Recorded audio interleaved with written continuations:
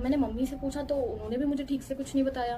और तो मैंने सोचा चलो आपसे बात करके देखती हूँ क्या बात हुई है भाभी, ऐसा जो मम्मी का भी मूड इतना अपसेट है, आप भी तब से रूम से बाहर नहीं आए, कुछ बात हुई है क्या भाभी घर में?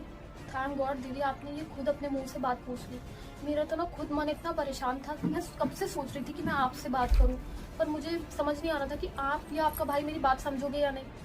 और दीदी मैं ना कब से आपसे ये बात करना चाह रही थी, पता नहीं मम्मी जी को क्या हो गया। मम्मी जी है कि मेरी बात ही नहीं सुनती, कोई बात का जवाब नहीं देती ढंग से। मैं बात करने जाती भी हूँ तो बस पता नहीं क्या उल्टी सीधी बातें करती हैं, उल्टे सीधे ताने मारती हैं, कभी मुझे मेरे मायके वालों के ताने देती हैं, कभी कुछ कभी कुछ। पता नहीं दीदी मैं आपको नहीं समझा सकती, पर फिर ना मैं सच कहूँ तो मेरा तो ना मम्मी जी से बात करने का ही मन नहीं करता। तो इसलिए ना मैं चुपचाप आके अपने कमरे में बैठ जाती हूँ, बस जो काम होता है तो मम्मी जी से बात कर लेती हूँ, नहीं तो नहीं, मैं झूठ नहीं बोलूँगी दीदी, जो बात सच है तो वो सच। अरे तो भाभी हर घर में छोटी मोटी बातें होती रहती हैं, इसका मतलब ये थोड़ी है कि मम्मी अपने कमरे में आप अपने कमरे में। अरे आप जाओ मम्मी से बात करो, उनकी भी बात सुनो, अपनी भी बात सुनाओ, इस गलतफहमी को दूर करो। आपको क्या लगता है मैंने मम्मी जी से बात नहीं करी होगी? मैंने बहुत बार बैठ के बात करने की कोशिश करी, लेकिन वो है कि मेरी बात सुनने को तैयार ही नहीं होती। उन्हें तो पता नहीं ऐसा लगता है कि मैं उन्हें क्या ही कर दूंगी। वो तो ऐसे मुझे इग्नोर करती है जैसे मैं इस घर का कोई हिस्सा ही नहीं हूँ। अचानक से 5 साल बाद उन्हें क्या हो गया है मुझे समझ नहीं आ रहा दीदी। पर मुझे अच्छा लगा कि आपने मुझसे ये बात पूछी, मेरा मन बहुत हल्का हो गया दीदी, कि कहीं मैंने अपनी बात अपने अंदर से निकाली। मैं घुट घुट के परेशान हो गई थी, मैं ये बात ना तो निगल पा रही थी ना उगल पा रही थी।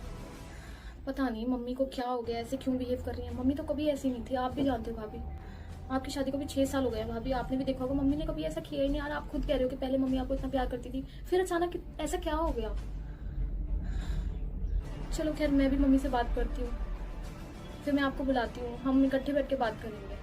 अरे भाई मम्मी अब तो बता दो क्या बात हो गई है, कोई तो बता दो। भाभी से पूछ रही हूँ तो उनको कुछ नहीं पता, आपसे पूछ रही हूँ तो आप कुछ बता नहीं रहे। मम्मी मेरा टाइम वेस्ट करने के लिए बुलाया है क्या आपने?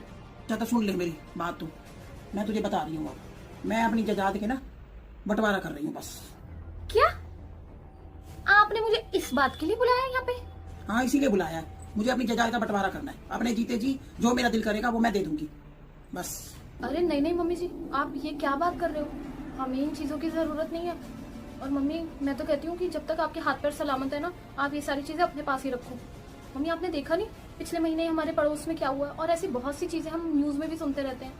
मम्मी बच्चे ना प्रॉपर्टी लेके सब कुछ लेके ना बदल जाते हैं। देखा नहीं आपने वृद्धाश्रम के कितने केसेस आ रहे हैं? अरे अच्छे अच्छे अमीर माँ बाप जो है वृद्धाश्रम में पड़े हुए हैं, क्योंकि उन्होंने अपने जीते जी अपने हाथ पैर सलामत होते हुए भी अपने बच्चों को सारी प्रॉपर्टी दे दी। बिल्कुल भी नहीं मम्मी, भगवान की दया से आपके हाथ पैर अभी सलामत है। मैं तो आपको अभी यही सलाह दूंगी कि जब तक आप ठीक ठाक हो, आप जो भी है अपने पास ही रखो। कब किसी का मन पलट जाए मम्मी कुछ नहीं पता।